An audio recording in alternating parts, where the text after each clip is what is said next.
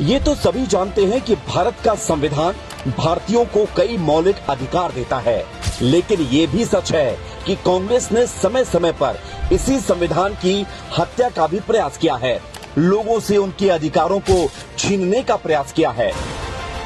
यूं तो समय समय पर आवश्यकता और परिस्थिति के अनुसार संविधान में संशोधन हुए हैं, लेकिन ये भी देश का दुर्भाग्य ही रहा है कि संविधान का पहला संशोधन फ्रीडम ऑफ स्पीच यानी अभिव्यक्ति की आजादी का हुआ था।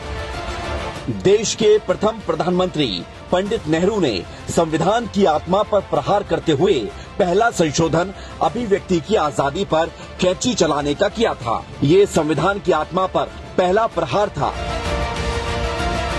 बोलने की आजादी की गारंटी देने वाली धारा में बदलावों की पैरवी करते हुए नेहरू ने संसद में कहा था कि दुनिया में हर आजादी की एक सीमा होती है। राजनीतिक फायदे के लिए नेहरू ने अनुच्छेद 356 का भी धड़ल्ले से दुरुपयोग किया था। नेहरू ने अपने शासनकाल के दौरान चुनी हुई सरकारों को बर्खास्त करने के लिए 6 बार अनुच्छेद 356 का इस्तेमाल किया। उनकी बेटी इंदिरा गांधी ने तो अनुच्छेद 356 का इस्तेमाल करने का एक रिकॉर्ड ही बना डाला था।